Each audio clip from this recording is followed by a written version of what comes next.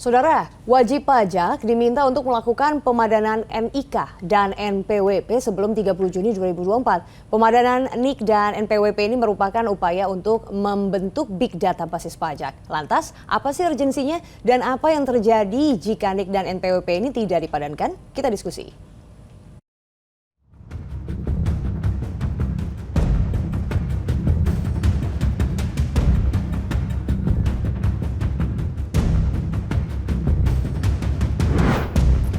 Pemerintah segera implementasikan penuh NIK KTP menjadi NPWP. Tapi yang menjadi pertanyaan publik, apa urgensinya dan apa yang terjadi jika NIK dan NPWP ini tidak dipadankan?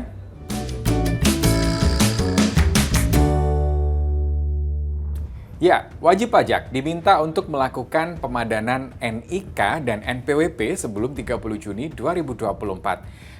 Ini sebenarnya bukan kebijakan baru, bahkan pemerintah telah mengundurkan pemberlakuannya. Tapi, sudah pada tahu aturan ini? Kalau NIK dan NPWP itu mau dipadankan? Belum tahu. Kalau NIK sama NPWP mau dipadankan? Oh, udah. Udah tahu. Sempat tahu sih kabarnya. Meski sudah banyak yang tahu, belum seluruhnya wajib pajak ini sudah memadankan NIK dengan NPWP. Padahal sosialisasinya sudah sejak lama. Masalahnya kan kepercayaan masyarakat terkait dengan pajak itu kan rendah ya.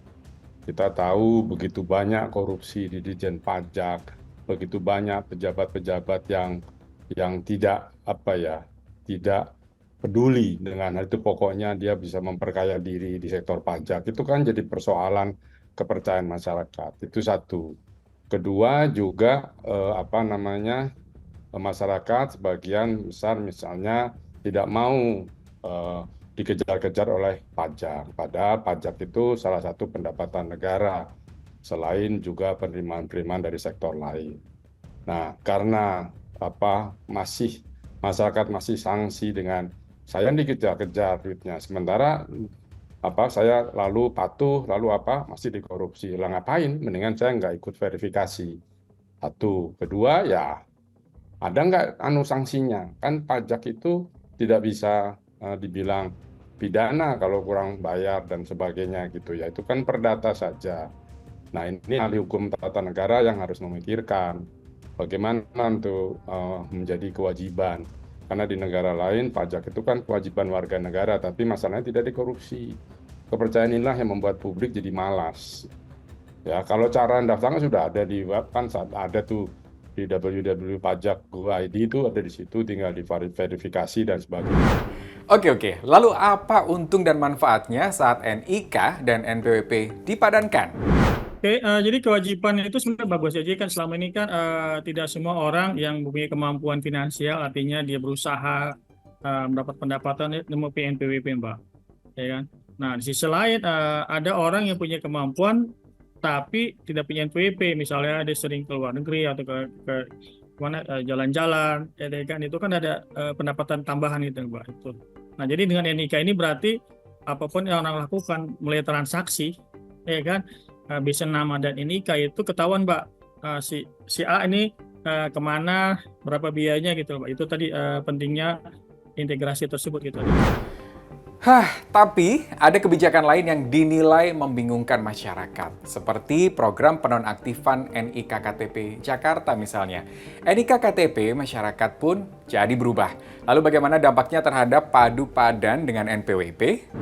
Ya, sebenarnya sebagai ide sebenarnya kita salut lah kepada pemerintah dan Ditjen Pajak bahwa dengan melakukan pemadanan NIK MYDP menjadi langkah maju ya, Pak. Sehingga kalau sekarang data kita ya yang punya NPWP sekian juta orang, dengan NIK ini diharapkan akan lebih naik 10 kali lipat gitu loh, Mbak. Perhitungan saya kalau 240 juta orang ber-NIK yang melakukan pemadanan itu bisa 120 juta NPWP loh, Mbak. Sekarang adalah yang menjadi triggernya ternyata ada kebijakan lain yang membuat menjadi sia-sia itu tadi. Contoh kasus di Pemprov DKI, dia melakukan pemblokiran NIK bagi orang yang tidak bertempat tinggal di situ. Akibatnya apa? Akibatnya ketika dia diblokir, dia harus pindah, berarti dia perlu melakukan pemadanan NIK lagi. Nah, artinya apa? Artinya juga kantor pelayanan pajak juga pindah juga, Mbak, misal dari Jakarta ke Bandung ataupun Bandung ke Jakarta itu tadi gitu, Mbak.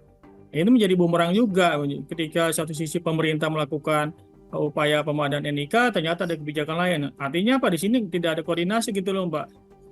Tidak ada koordinasi antara Kementerian Keuangan sama Kementerian Dalam Negeri itu, Pak. Dan itu juga menjadi PR juga bagi pemerintah.